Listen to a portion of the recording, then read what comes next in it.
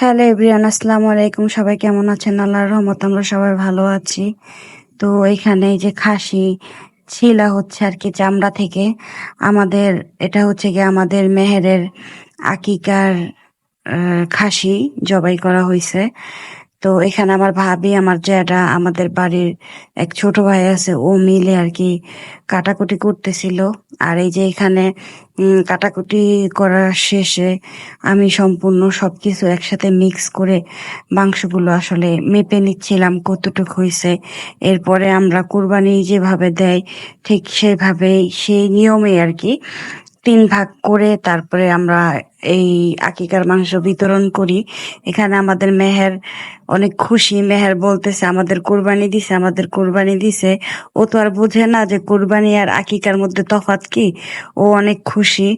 ও আইসা দাঁড়ায় দাঁড়ায় আমার কোলে বইসা দেখতেছিল যে আমি কি করতেছি।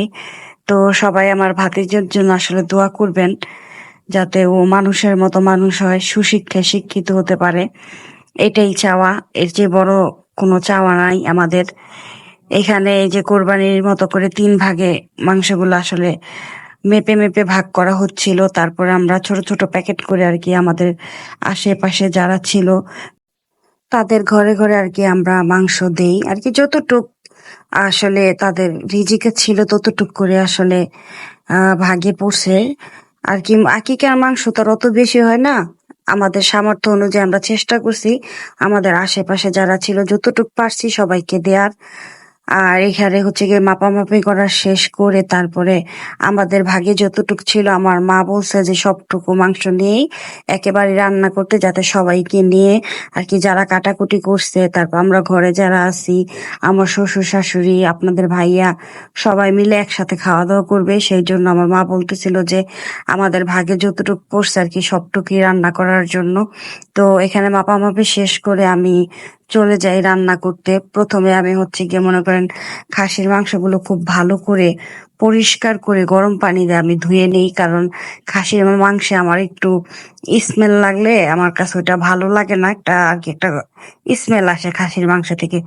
এই জন্য আমি গরম পানি দিয়ে ভালো করে এটা উম কয়েকবার, একবার না আর কি কয়েকবার ভালো করে করে ধুয়ে নিছি, যাতে কোনো ধরনের কোনো গন্ধ বা স্মেল না থাকে। তবে লার্কির চুলায় আমি আবার রান্না করছি, কিন্তু আজকে অনেক মুষলধারায় বৃষ্টি হয়েছে, আল্লাহর রহমতের বৃষ্টি।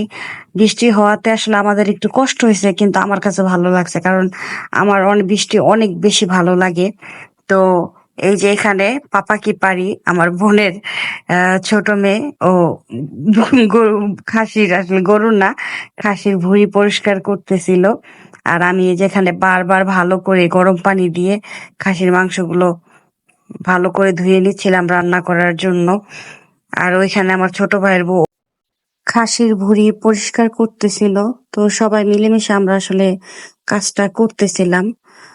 আমার ছোট ভাইয়ের বউ, আমার ছোট ভাই, আমার বড় ভাইয়ের বউ, সবাই অনেক পরিশ্রম করছে। আমার বাবা, আমার মা আর কি মোটামুটি আমাদের কাজ আমরা নিজেরাই করছি। তো এখানে ধোয়া টোয়া শেষ করে তারপরে আমি আসলে চুলায় রান্না করার জন্য চলে যাই।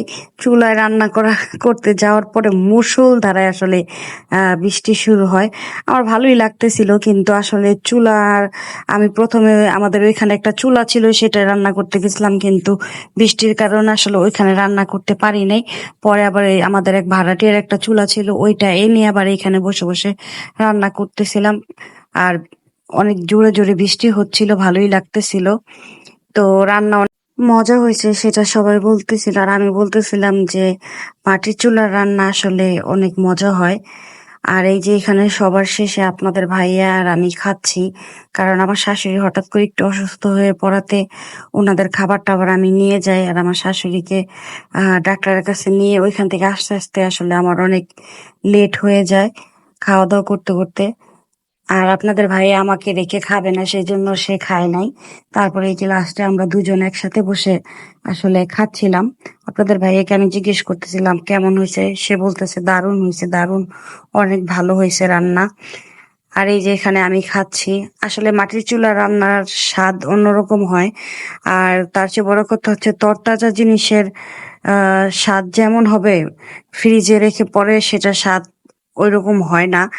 তো সবাই আসলে মিলেমিশে একসাথে খাওয়া দাওয়া করলাম। আলহামদুলিল্লাহ, সবাই দোয়া করবেন আমাদের মেহেরের জন্য।